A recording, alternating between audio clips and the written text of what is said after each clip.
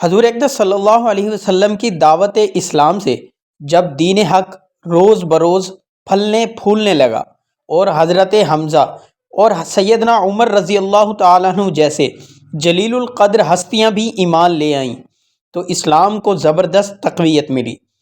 لیکن جیسے جیسے اسلام غربا اور کمزوروں سے بڑھ کر ان معززین میں پھیلا، قریش کی مخالفت اسی قدر تیز ہو گئی۔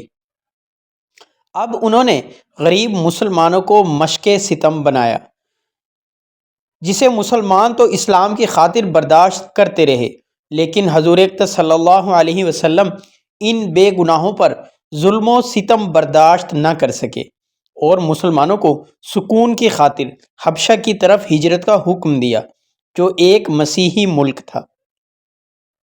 یہاں کا بادشاہ نجاشی رحم دل انسان تھا۔ حضور اقدس صلی اللہ علیہ وسلم کے حکم سے مسلمانوں نے سکون کی خاطر نبوت کے 5ویں سال ہجرت کی، جس میں 11 مرد اور 4 عورتیں شامل تھیں۔ ان میں سیدنا عثمان رضی اللہ تعالیٰ عنہ اور حضرت رقیہ رضی اللہ تعالیٰ عنہ بھی شامل تھیں۔ حبشہ کی طرف 2 ہجرتیں ہوئیں۔ یہ پہلی ہجرت حبشہ تھی۔ پہلی ہجرت حبشہ میں سیدنا عثمان بن عفان رضی اللہ تعالیٰ عنہ رئیس قافلہ تھے۔ مہاجرین مرد جو اس ہجرت میں شامل تھے، ان میں سیدنا عبد الرحمن بن عوف، عثمان بن عفان، ابو حذیفہ، زبیر بن عوام، مصعب بن عمیر، عبد الرحمن بن عوف جیسے جلیل القدر صحابی بھی شامل تھے۔ اس قافلہ کی روانگی کے بعد لوگ برابر ہجرت کرتے رہے۔ نجاشی کے پاس عبداللہ بن ربیعہ اور عمر بن عاص ہدایت اور تحائف کے ساتھ گئے کہ وہ کسی نہ کسی طرح پناہ گزینوں کو وہاں سے نکلوا دیں۔ نجاشی نے پوچھا کہ تمہارا کون سا دین ہے جس کے باعث تم نے آبائی مذہب کو چھوڑ دیا، اور وہ تمہارا جدید مذہب ہم سب لوگوں کو مذہب سے نرالا کیسے ہو گیا؟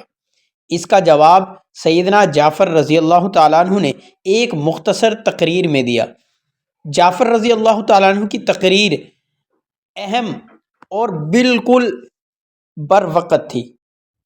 انہوں نے فرمایا، ہم جاہل قوم تھے، بتوں کو پوجتے تھے، مردار خوار تھے، قطع رحمی کرتے تھے، پڑوسیوں کے ساتھ برا برتاؤ رکھتے تھے، ہمارا زبردست کو کھا جاتا تھا، یعنی ہمارا طاقتور کو بھی کھا جاتا تھا۔ ہماری یہ حالت تھی کہ ہم میں اللہ نے ایک ایسا پیغمبر بھیجا جس کے صدق، امانت اور نصب کو ہم جانتے ہیں۔ اس نے ہم کو خدائے واحد کی طرف بلایا کہ ہم صرف اسی کی عبادت کریں اور اپنے اپنے آبا کے اصنام کی عبادت کو چھوڑ دیں۔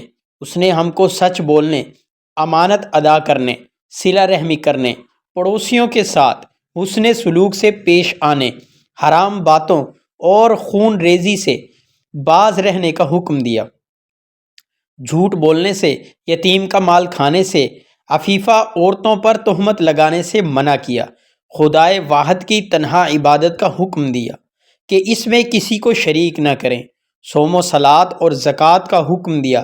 ہم نے اس کو مانا اور اس پر ایمان لائے۔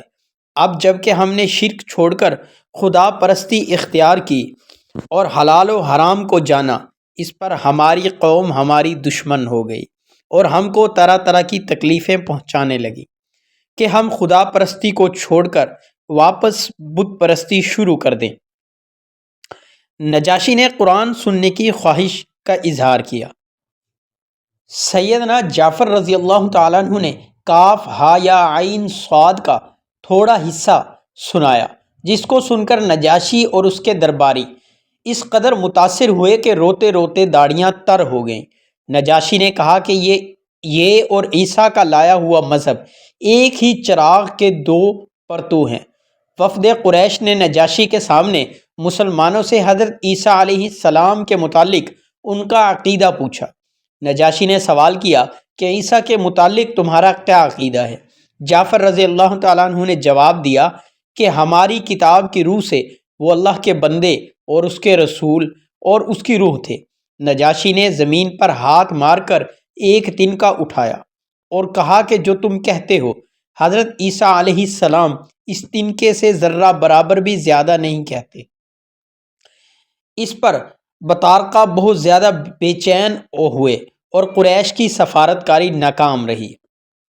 ایک افواہ اڑی کہ مکہ کے حالات درست ہو گئے تو مسلمان حبشہ سے واپس آ گئے۔ دوبارہ تکالیف حد سے بڑھنے لگیں تو اس لیے حضور اقدس صلی اللہ علیہ وسلم نے دوبارہ ہجرت حبشہ کی اجازت دے دی، مگر اس مرتبہ پہلی ہجرت کی طرح آسانی سے قافلہ چلا جانا دشوار تھا۔ کفار نے سخت مزاحمت کی، طرح طرح کی رکاوٹیں ڈالنی شروع کی، تاہم 83 مرد اور 18 عورتوں کا قافلہ کسی نہ کسی طرح حبشہ روانہ ہو گیا۔ یہ دوسری ہجرت حبشہ تھی۔ غریب مسلمانوں کو آباد کرنے کے بعد بھی قریش کی آتش غضب ٹھنڈی نہ ہوئی، چنانچہ حضور اقدس صلی اللہ علیہ وسلم کو اور آپ صلی اللہ علیہ وسلم کی حمایت کے بدلے میں بنو ہاشم کا مقاطعہ کر دیا اور ایک معاہدہ مرتب کیا جس کی روح سے بنو ہاشم کے ساتھ ہر قسم کے تعلقات جرم قرار دیے گئے۔ اس ظالمانہ معاہدے کے بعد بنو ہاشم شیب ابی طالب میں پناہ گزین ہو گئے اور 3 سال تک قید و بند میں گزارے۔ بالآخر قریش کے ایک نرم دل آدمی حشام بن عامر کو بنو ہاشم کی بے کسی پر رحم آیا اور انہوں نے چند معززین کی تائید سے اس معاہدے کو منسوخ کر کے چاک کر ڈالا اور ہاشمیوں کو قید تنہائی سے نجات ملی۔